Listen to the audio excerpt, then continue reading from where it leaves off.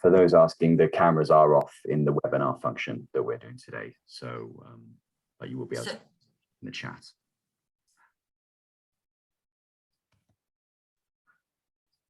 And I'll start at 1 o'clock precisely. Yeah, still got 5 minutes left. Okay.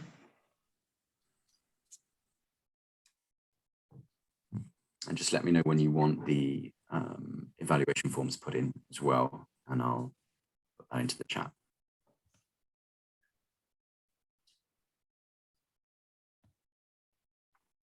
Elise, this recording should be saved to the cloud as well. I think that's the same, so you won't go straight to your computer because you didn't have any space or anything. So I did the cloud. I thought that absolved me of the responsibility of it.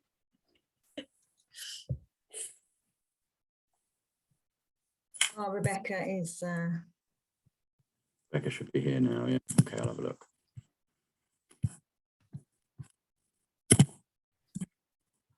Here we go.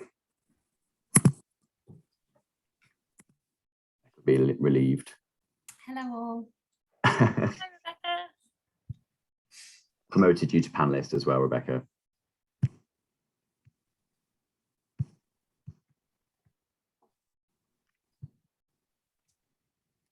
Afternoon all. Hi Tracy, hi Cheryl, hi Catherine, hi Terry.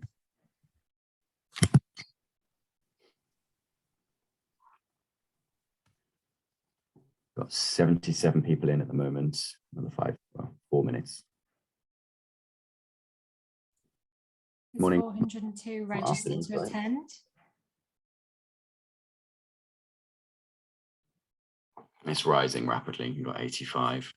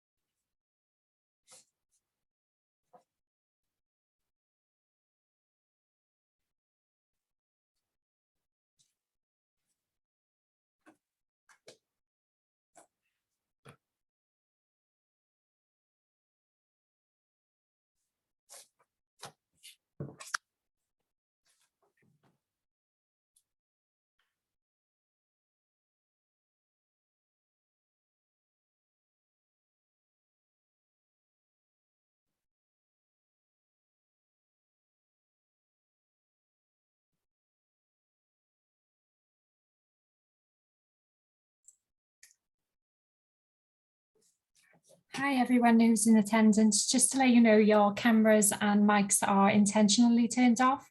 So if they're not working, that is on purpose. We are encouraging everybody to make questions in the chat function.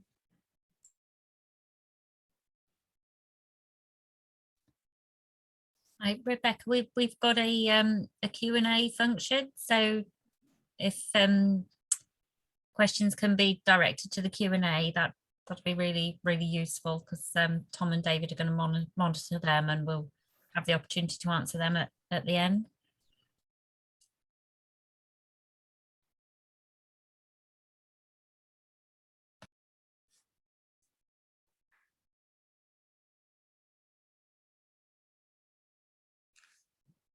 Okay, it's 1 o'clock now. So we'll make a start.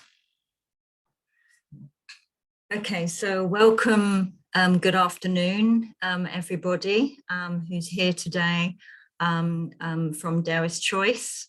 And this today is the launch of our toolkit on domestic abuse and the coexistence of dementia. My name's Sarah Weidel. I'm the lead on DewisChoice, and I'll be presenting today alongside Elise Freeman, who's our training and service development lead.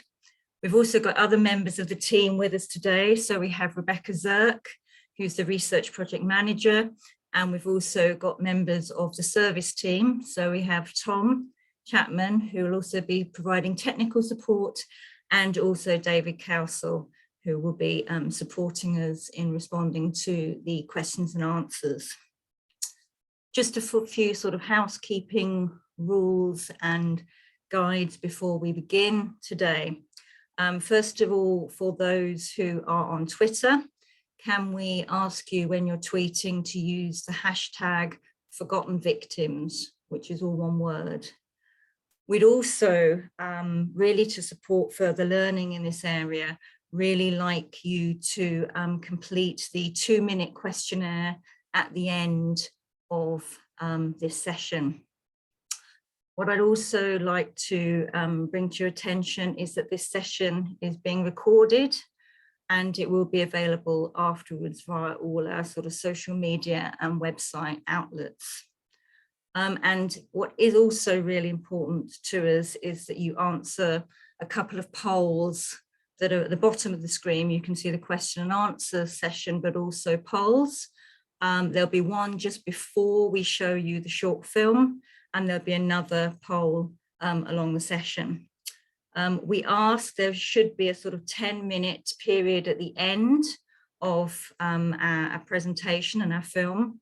And we can ask you to go in the question and answer session, so not the chat, but the Q&A, and put your questions in there.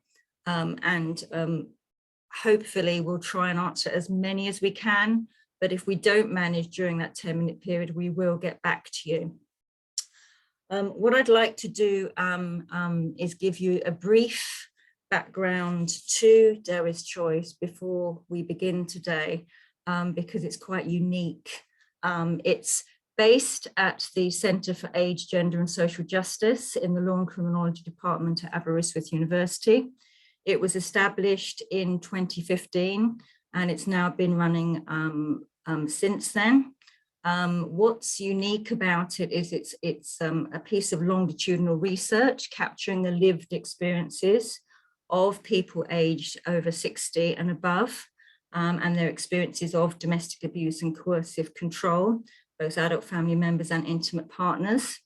But what's really important is it's also a co-produced service. So the service was designed and is also supported by older people and older victim survivors of domestic abuse. And they're on our steering group, and they're central to everything that we do. So obviously we've got members of the service team here to respond to you, and also members of the research team.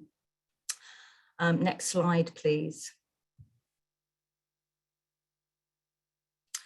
So in relation to our research, I think there's one key piece of research that led us to devote Choice as a very much a co-produced service, and a service that put older people front and center of everything we do. And that was our previous findings from the evaluation of the Access to Justice pilot. We noticed when we looked at 131 case studies of domestic abuse that dementia featured in 1/5 of cases. Now, what is also crucial about the findings of this study, and it's the key message in a sense to take home today, is that what was invisible, both in the case studies, we looked at case files from the police, but also statutory and third sector services, was the actual invisibility of older people, of their voice, of evidence that they've been spoken to directly, or that people had taken the time to actually speak to them alone on a one-to-one level and ask them what their wishes were and what their thoughts were and the type of support they wanted, but also importantly, the support that they didn't want. For more information about DewisChoice, you can go on our website. We've currently got 4 different projects supporting us. This particular toolkit today is funded by Comic Relief. And what's absolutely crucial is that the findings from this particular study helped to actually create what we have today. So the research team evaluated what we call a rapid engagement response model, working with the clients and the families and the practitioners. And key to this was the importance of social network and social connectedness to build on individual social capital. We also examined ways in which legal measures could be used to protect and safeguard older victim survivors where domestic abuse and dementia coexist. And this toolkit is very much based on our research findings. I just want to also show you, just before we move on to the next slide, if we can show my image, I just want to actually show you that we have a second edition now of our guidance, and this is based on the 6 years of our longitudinal study and the lived experiences. So this is transforming the response to domestic abuse in later life. You can access an e-copy free, and we also have, this is our second edition now, we're going into our third. We also have some hard copies still available if you'd like us to send you a hard copy. Next slide, please.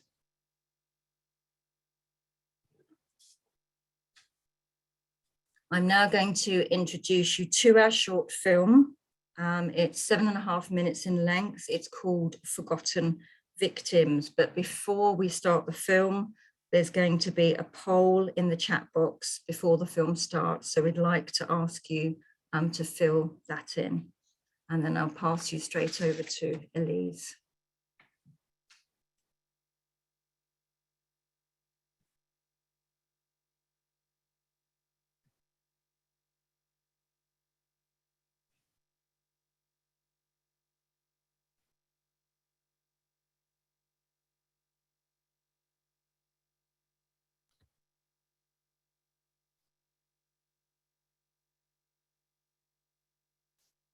Hopefully you can all see the poll populating on the screen. I'm just going to give that a bit more time to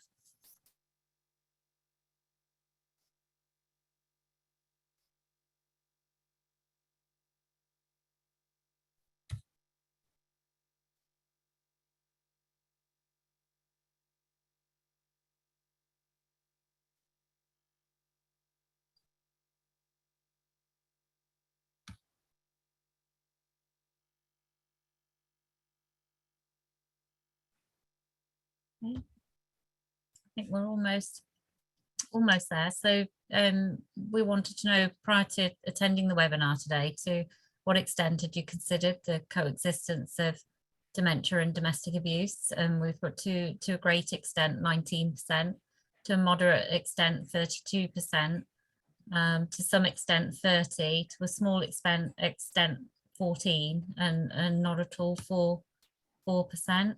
And how did you hear about us today? And quite overwhelmingly by email invitation, and obviously through organisations and word of mouth and our Twitter campaign. So yeah, thank you for that. I'm going to end the poll now, and I'm just going to switch screens to play the film.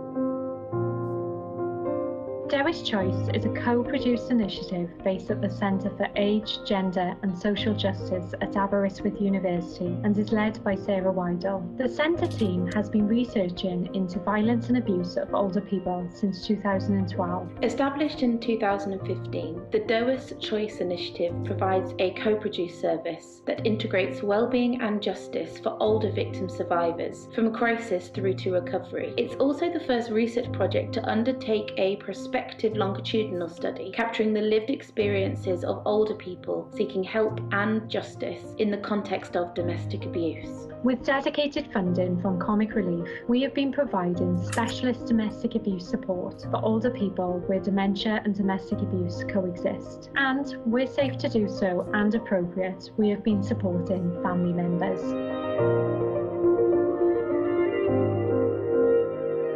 Domestic abuse in later life is a significant and under-recognised problem. Domestic abuse is a pattern of abuse that involves coercive and controlling behaviours and other forms of abuse such as physical, sexual, economic, emotional and psychological abuse. Domestic abuse may be perpetrated by an intimate partner or family member or both, and can occur across the lifespan. Despite our increasing awareness of older victim survivors, there is limited understanding of domestic abuse and the coexistence of dementia.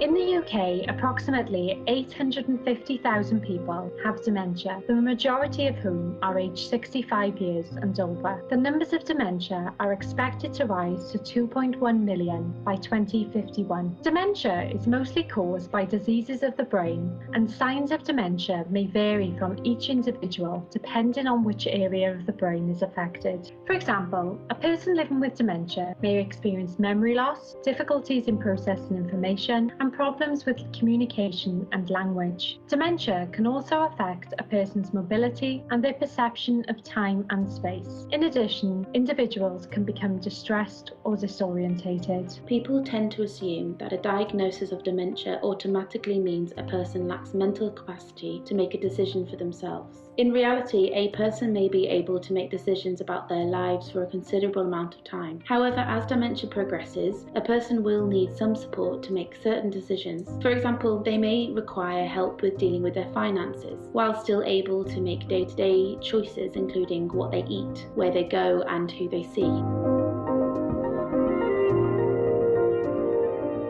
A person with dementia is as likely to experience domestic violence and abuse as a person without dementia, and some studies show that the prevalence may be higher. DewisChoice researchers have identified many different ways in which dementia and domestic abuse present in intimate partners and adult family member relationships. For example, domestic abuse may have been present in relationships for many decades prior to the onset of the dementia, and it could be that the victim survivor is now having to provide care for the perpetrator living with dementia. Where the perpetrator has dementia, there can be an escalation in abuse and increased risk to the victim in a caring role, given the intimate care required. Conversely, the perpetrator may be the primary carer of the victim survivor, who may be adjusting to a diagnosis of dementia whilst dealing with the coercive and controlling behaviour of their partner or family member and a potential escalation in abusive behaviours. Our research shows that a person with dementia can experience the same forms of abuse and range of severity, but the abusive behaviour may present and impact in unique ways.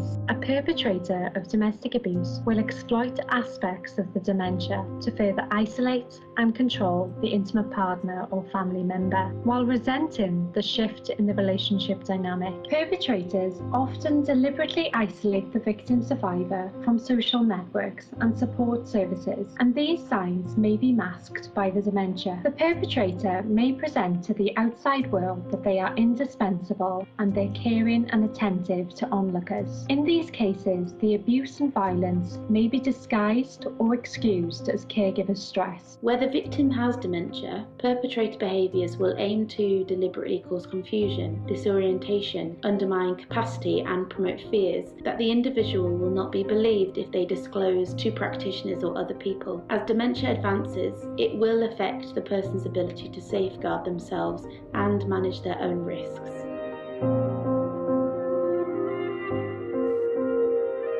There is very limited evidence that people living with dementia have engaged with domestic abuse services, partly because domestic abuse practitioners have not received guidance and training on how to joint work with dementia services where domestic abuse and dementia coexist, and partly due to false assumptions that domestic abuse does not exist in later life. Our research shows that where practitioners identify the coexistence of dementia and domestic abuse, joint working is essential so that safety planning intervention and dementia support can be provided to minimise the risk. Practitioners need to adopt a high degree of professional curiosity to gain an understanding of the complex dynamics presented to them by the person living with dementia and the person caring for them. Practitioners should make every effort to speak to each party individually to gain a fuller understanding of the relationship and their current support networks. Supporting the victim survivor to keep contact with a wide range of professionals and social networks helps to increase the chances of safeguarding the victim survivors. We have seen how family, friends, and the wider community can play an active part in safety planning, promoting the well-being of the individual and disrupting the behaviour of perpetrators by keeping a watchful eye over the situation. Through our research, we have learnt there is value in using a coordinated community response that includes services such as carers support, social workers, dementia organisations, and domestic abuse specialists.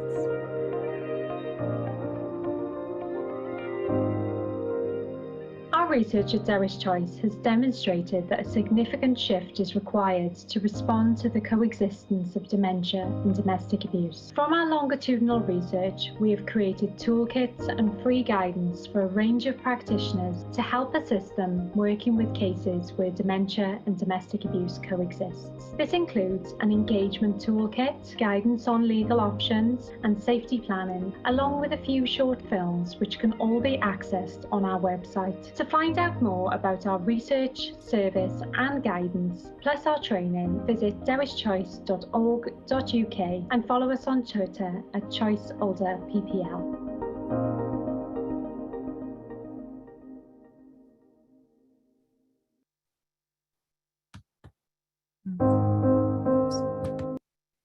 Thank you. I'm going to hopefully seamlessly switch screens. Okay, so just to share with you some information about what we've included in the toolkit and why it's there.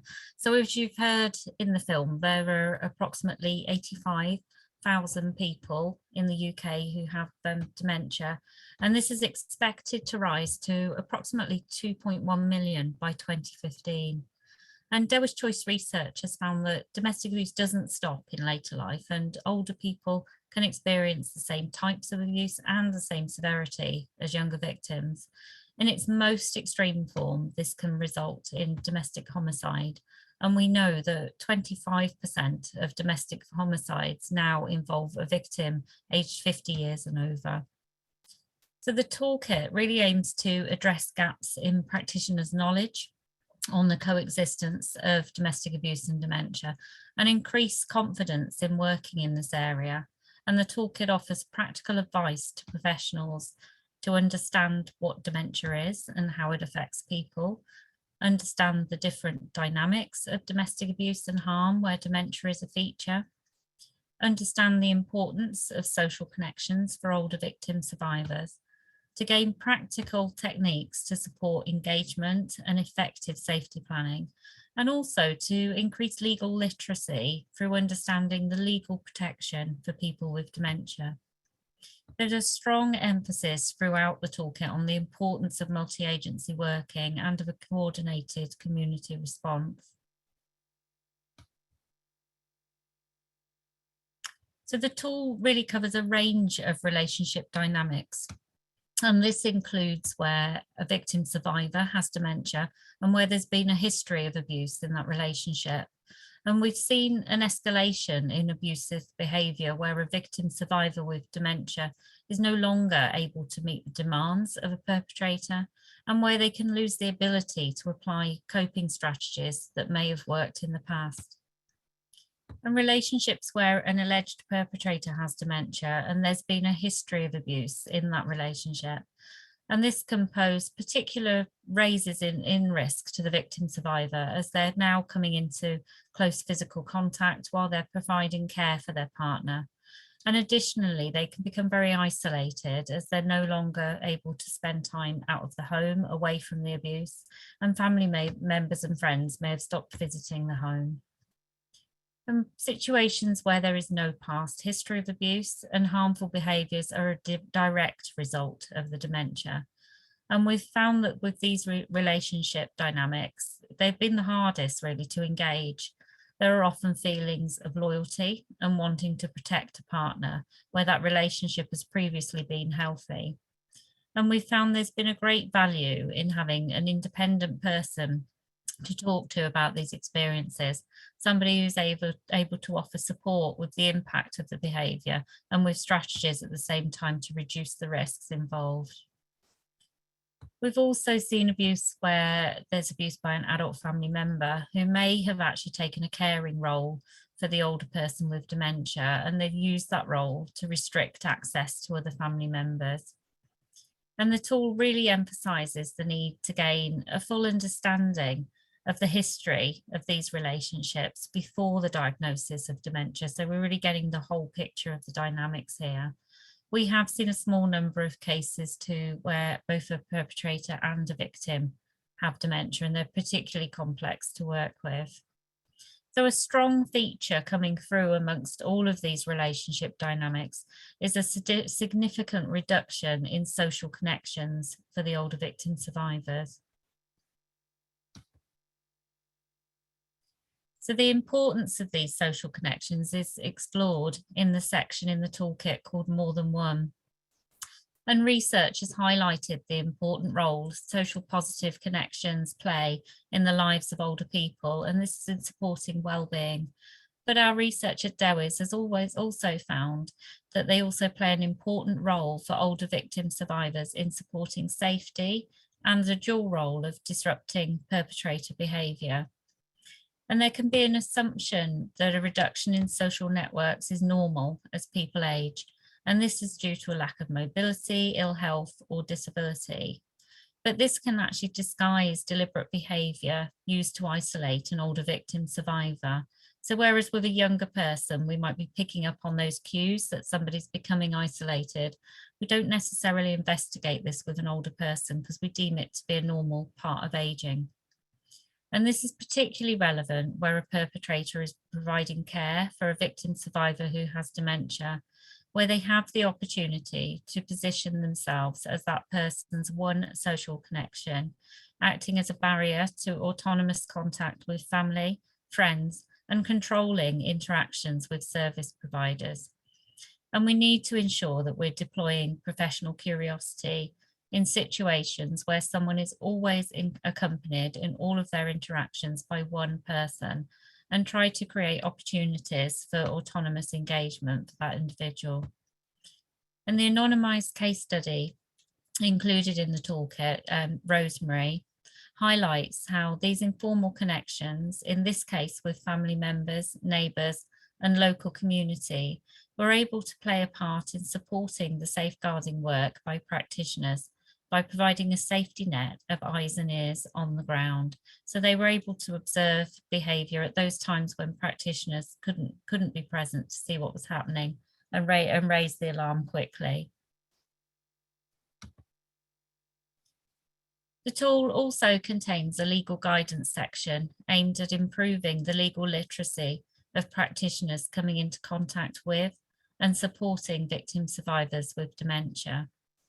There is not an expectation that practitioners, for example, domestic abuse practitioners, should become legal experts in this area, but rather to raise awareness on the specific legal rights around decision-making and capacity so that practitioners can identify when these rights may be being abused and feel more confident about questioning and challenging the abuse of this right, and know when and where to seek help from the ones that are the legal experts in these areas.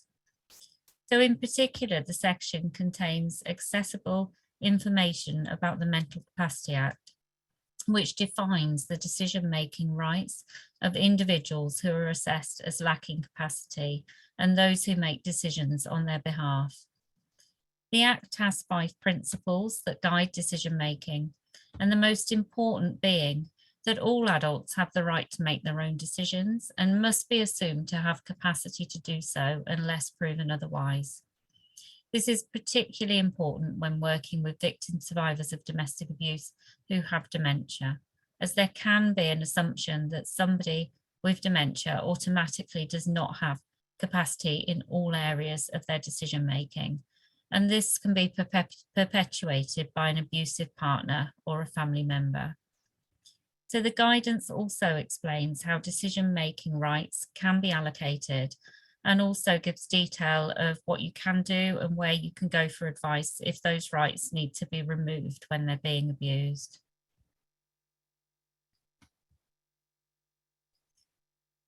So some resources that we have available on our website now, and they can be accessed on the link at the slide. We have information about our current and our past projects. You can access all of our research publications through the website, but also Sarah's holding up the practitioner guidance, transforming the response to domestic abuse in later life, and as well as the hard copy Sarah's got there.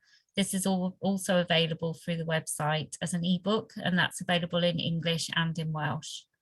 There is a DewisChoice adapted Duluth Power and Control Wheel, which specifically focuses on abusive behaviours that we've seen through our client group that we've worked with, that have come through the research from intimate partners and family members when the victim is an older person. There's the DewisChoice Safety Planning Toolkit with practical advice and guidance on safety planning with older victim survivors, with particular focuses on where there may be a care dynamic. There's the Domestic Abuse and Coexistence of Dementia Toolkit, which we've just launched today. So that will be available from the website as of today. And also the short film that you've just watched, The Forgotten Victim Survivors.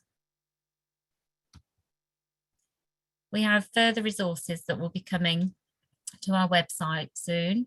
We have the launch of our film, which we're really excited about. That's coming on the 30th of March this year. You'll be able to access that through, there's an Eventbrite link on the slide, so you can sign up for that. The film is called Do You See Me? And it looks at the older LGBTQ victim survivors' experiences of domestic abuse, and it is actually the survivor's voice in that film. We also have a short film, Invisible Victims, which involves practitioner responses to older LGBTQ plus victim survivors, with lots of advice for practitioners in there. There'll be a toolkit for practitioners responding to older LGBTQ plus victim survivors. And as I said, you can follow the Eventbrite link to register for this, and the resources will be made available after the event on the website. New resources to come in the spring include a series of podcasts and guidance on additional considerations for practitioners using the DASRIC with older victim survivors. And we really urge you to keep in touch with us via our website and our Twitter at ChoiceOlderPPL, and use the hashtag #TodayForgottenVictims. And please complete the brief questionnaire at the end, and we welcome feedback at any time on the tool and the film and any of our resources, particularly with regard to examples of how they'll be embedded in your practice and how they'll inform practice and changes in policy. Okay, so I'm going to open up for questions now. So I'm going to ask the team will all unmute their mics now, or do we have another poll coming up, Rebecca? Elise, can I, there was a typo on the slides, and that's been pointed out to us. It is in fact 850,000 people living with dementia. So just to bring that to everybody's attention.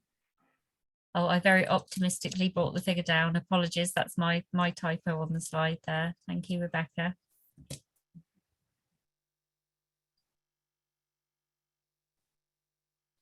Okay. Shall I manage the questions that have come through, Elise? Yeah. Okay. So we've got a question from an EP Perry. Why is dementia likely to increase from 850,000 to 2.1 million by 2051? You're coming to me with this. I think mainly down to an increase in the older population. Really due to people, to our success really, through keeping people healthy into older age, and more people reaching that age group. So say dementia is not inevitable with older age, but it is a part part of a set of diseases that are particularly prevalent in later life. So that's the reason really for the increase. Okay, thank you. We've got another question. Will this work in addition or alongside to the DASH risk assessment, please? This will work alongside the DASH risk assessment. It's not intended to replace the risk assessment. It's recognised that that's currently the one consistent tool used for access to high risk services. So the intention is not to replace it in any way or alter the questions, but it really is a piece of guidance for practitioners when they're undertaking the DASH with older victim survivors, so that they're asking those questions in a specific way and exploring areas that may not be so obvious with an older victim survivor.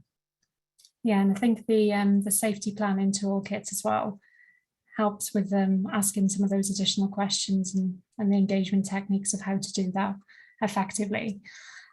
Okay, we've got another question. How did you work with adult social care plus health safeguarding teams? So I don't know if we want to address that from a research perspective and then also from the service perspective. So Sarah, if we come to you first to say how we engage with the adult social care and the health safeguarding. Yeah, I think for us, we initially engaged in 2 areas in Wales when we began this study. So we had Carmarthenshire, which was a rural area, and Cardiff, which had a different demographic.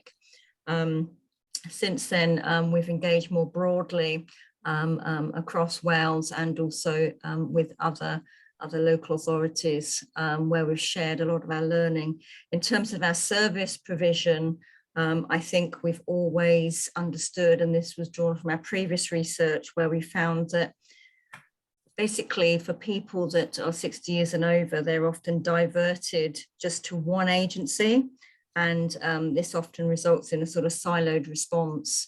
And what we were really keen to do was to ensure that we worked across agencies and engaged well, because we realized we didn't have the knowledge and the capacity to support the complexity of need without it being a coordinated community response.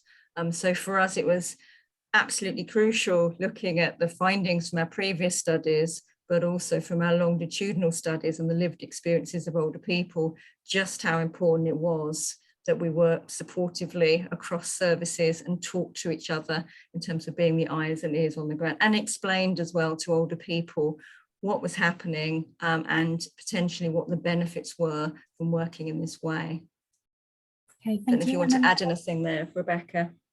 No, I think that's fine there. Elise, did you want to add from the service angle? Yeah, looking at that from sort of a working on the ground model, it's varied dramatically depending obviously at what stage the person is with their dementia, and also what the levels of capacity are there. So obviously some of our client base, the capacity has been still very good, and we've worked with them in a very similar way to how we would with any of our other older clients. With somewhere the dementia has been more advanced and their support needs are more advanced, and there may be their capacity is being diminished. That work has been much closer with social workers and safeguarding teams. So for example, quite often in cases like that, the referral actually has come into us from a safeguarding team or from the social workers on the ground, and what they've been looking from us is for us to come in and do that sort of emotional support with the victim survivors, but also help to gain a history. So it's using those domestic abuse practitioner skills and that knowledge of coercive control and that knowledge of how disclosures are made throughout some of these very long relationships, to work with that person and give them a space to talk about the history of those relationships. And it's been surprising really the depth of information that we have been able to gain on the history, even when there's been a significant loss of capacity at that point. And that's really helped inform then the actions that a safeguarding officers can take, because it's given a greater understanding of the dynamics in that relationship and that family, and it's helped to show how that risk has escalated over a very long period of time, and where at points of escalation when there's been sort of a crisis point, like at the time when there's dementia and health needs are increasing. So it's very much a combined role, and there's a part, I think, for different practitioners to play in that. Okay, thank you. We've got another question. Is there something we can do to help specifically in community pharmacies? We have established a role in child protection and to a lesser extent elder abuse. What are the reporting pathways for this? It depends what disclosures are being made really into the pharmacies, but really it is following your local safeguarding referrals. A lot of these circumstances will be in the domain of safeguarding, but it's also keeping that information in there to be able to hand to people. We've found quite a few of the people that have contacted us around situations where there's been domestic abuse and dementia have actually been other concerned family members. So I think being able to provide really good information to them on where they can access domestic abuse services, and also that there is a role for adult safeguarding here, and how they can access them and how that they can raise a concern. I think what's been quite surprising for us are the amount of family members that have contacted us that aren't aware of the role of adult safeguarding, and that they themselves can actually raise a concern there as well. Some of them see it as an organisational role to raise a concern, and also don't realise actually the role of adult safeguarding. So people are much more aware of it now around children, but not so much around adults. Okay, thank you. We've got another one. I think it's more of a comment. It's said that in the BAME community, the increase is 7-fold and 2-fold in the white community. And then another question, is there any research on alcohol and dementia and codependency? I'm not a great knowledge on alcohol and dementia and codependency.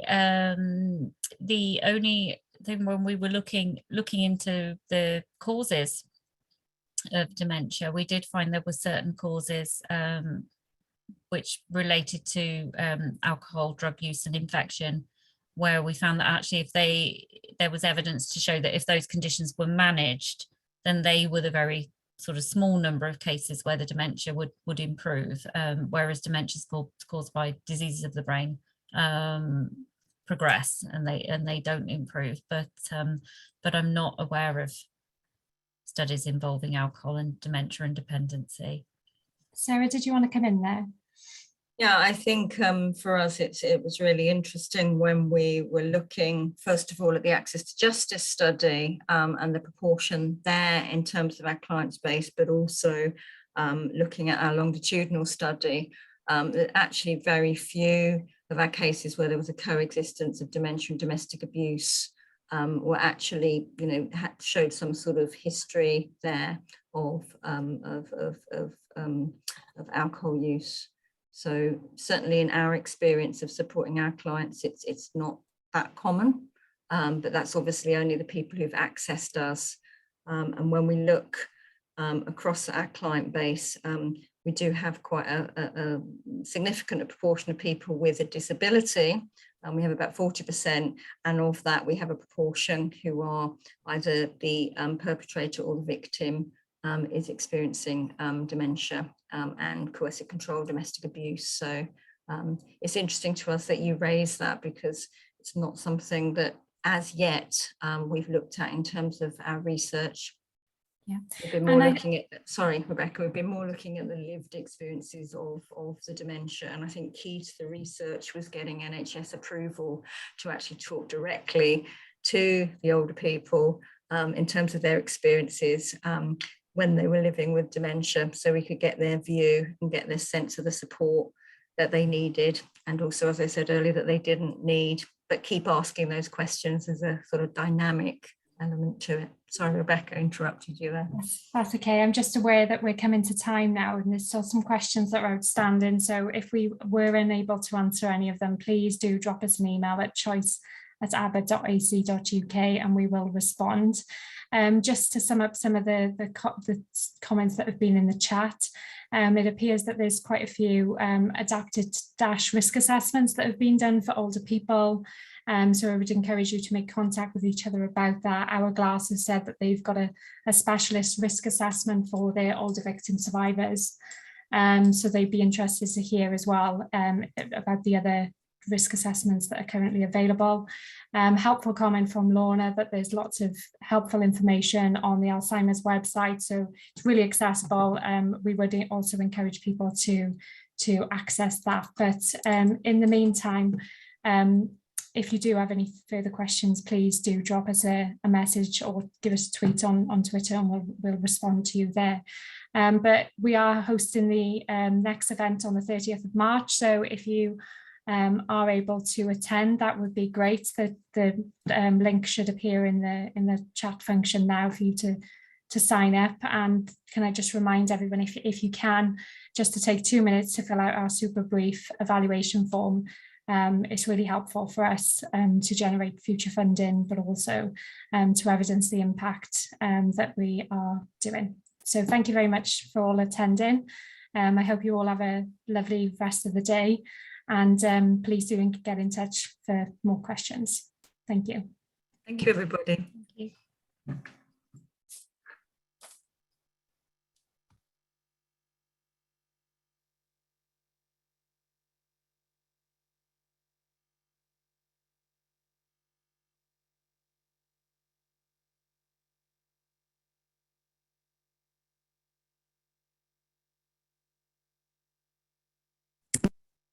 Elise, could you just stay on the line for 2 seconds, just so we can capture everything at the end in terms of the chat and so forth?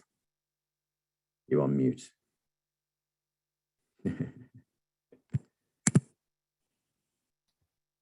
Sorry, Tom. Back No worries. in the room. No worries. You could pause the recording. I think I could do that. Stop the recording now. There we go.